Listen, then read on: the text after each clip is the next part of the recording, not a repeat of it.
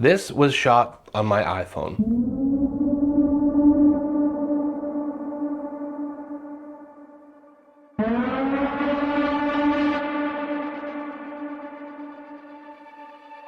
Everything you're about to see, we can shoot using just our phone. And in this video, I'm gonna show you guys 5 specific tips on how I use my phone to maximize content and turn this thing into a beast. The hope is by the end of this video, you should be able to shoot incredible content using just your phone. And a huge shout out to Insta360 for sponsoring today's video. We're gonna be showcasing the Insta360 Flow 2 Pro and how adding movement to your shots can add a ton of dynamics. Sometimes shooting handheld on your iPhone is simply not enough. The Flow 2 Pro helps unlock smoother and more creative movement. The first thing we have to do to get cinematic footage with our phone is we need to kill auto mode.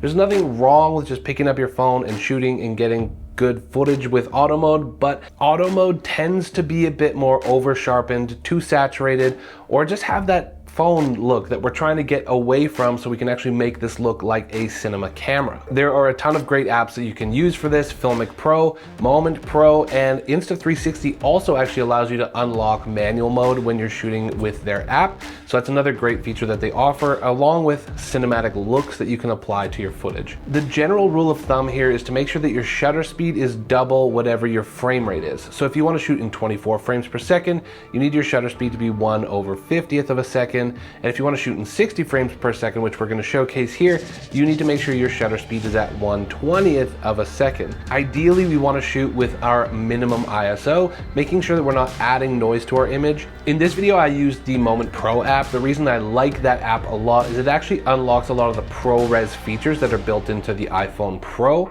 Typically, if you want to use ProRes, you have to use an SSD because the file sizes are so huge. But in the Moment Pro app, you can actually unlock lighter versions of ProRes, and you can use their Apple Log 2 flat color profile. This allows us in color grading to get a lot more depth out of our highlights and really just make that color profile our own. I think this is really where we get away from that oversaturated, over-sharpened phone look. And then we run into some complications because we need ND filters to make sure our exposure is perfect. So I'll show you guys what I'm using for that. This leads us to point number 2, and to get that cinematic motion feel, we really need to follow that 180 shutter rule, and so that's why we're going to talk about ND filters. You absolutely need ND filters if you're going to be shooting outside and you want to get that cinematic motion blur. If you're indoors, using the 180 shutter rule is likely going to be okay. You might even need to add a little bit of ISO, but once we're outside, we need to make sure that our ISO is low, our shutter speed is set correctly, and then we can use ND filters to make sure we're getting the correct exposure. So this is the Moment case, and this is the ND filter. And it just slides on and clicks onto your case there. So we've got the VND, the phone mounted on the Flow 2 Pro, and now we can very quickly and easily get some high quality B-roll. Adding ND filters is critical at this point, so you can set your settings appropriately and manually in those apps, and then adjust the ND filter to get appropriate exposure and keep your settings locked exactly the way you want it. They give you a lot of really cool and professional creative tools like waveforms or histograms to be able to see and make sure you're not overexposing your image. It's really critical in film to make sure you're not overexposing your highlights, because once you get into editing, you actually can't get those highlights back. You need to make sure you keep those clouds really well exposed, because in post, we can actually bring the shadows back really easily and add contrast to this image.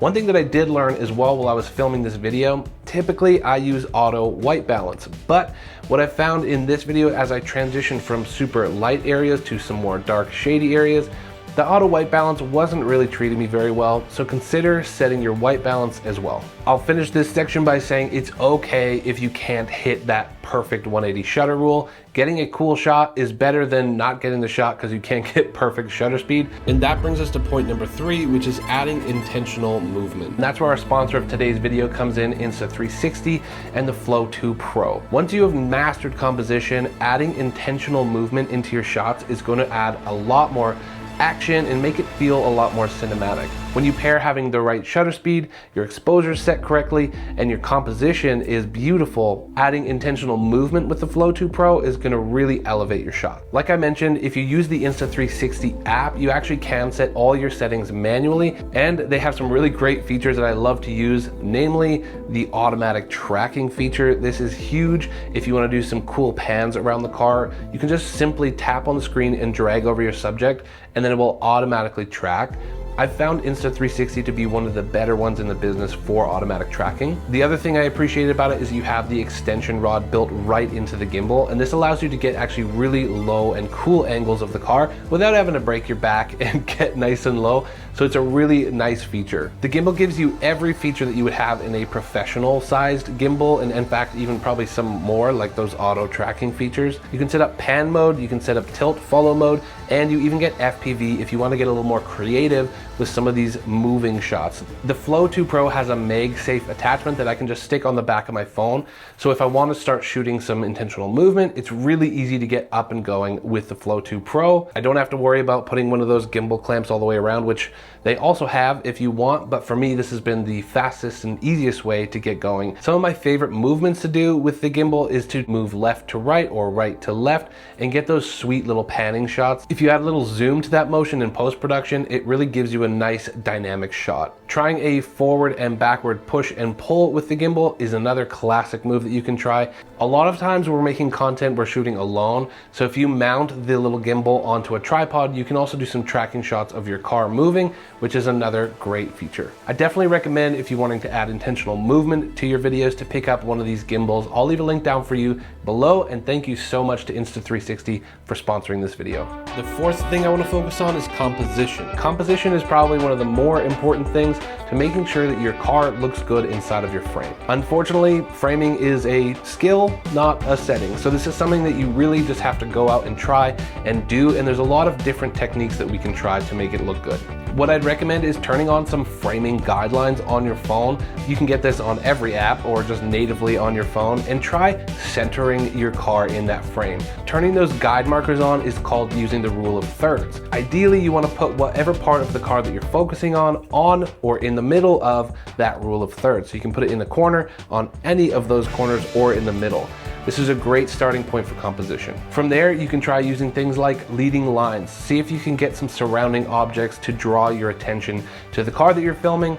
Another thing you can try is using reflections. If it recently rained, see if you can find a puddle and use that to give you some reflections and give you some cool angles. Another classic thing you can try is using foreground objects in front of your frame while still focusing on the car away from you. There's something in front of the frame that's helping to draw attention to our car. This just adds more depth to the frame, which is nice.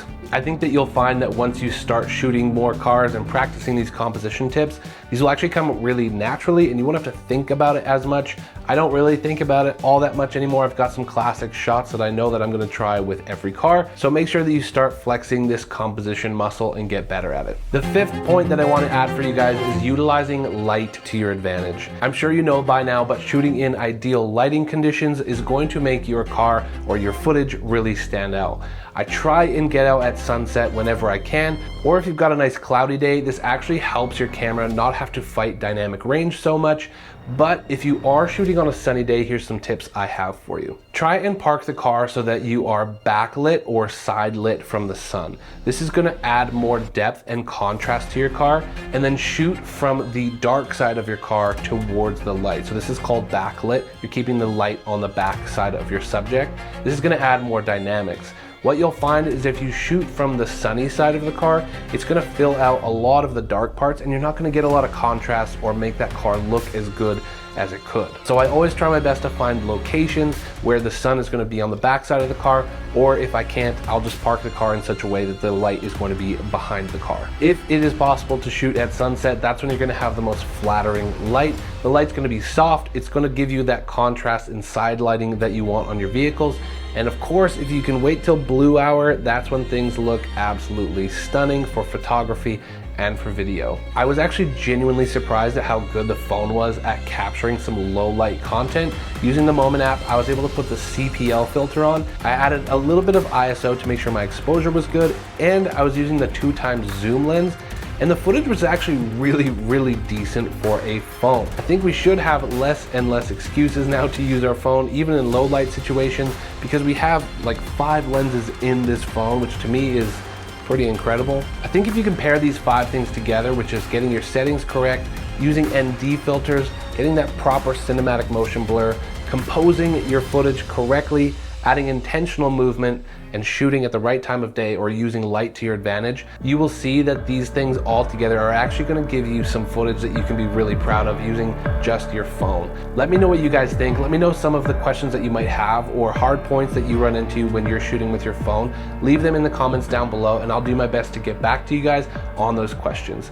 If you have other questions on how I run my business, how I can afford to own a Porsche 911, how I work with brands like Insta360, I have created a VIP community that you guys can join down below, and we can actually talk through those things in live calls every week and discuss those things, make your life a little bit easier and make these questions easier for you guys to get through. We've already started the program and we've saved some people a ton of money because they want to go buy the best gear, but actually all you need is your phone and to actually learn some of these simple things like composition and the correct settings to make sure that your footage looks awesome. So join down below. I'd love to chat with you guys live.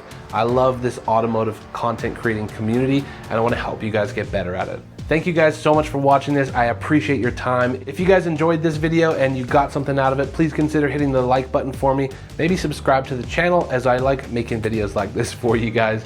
And I do hope I'll see you guys in the next video. Peace.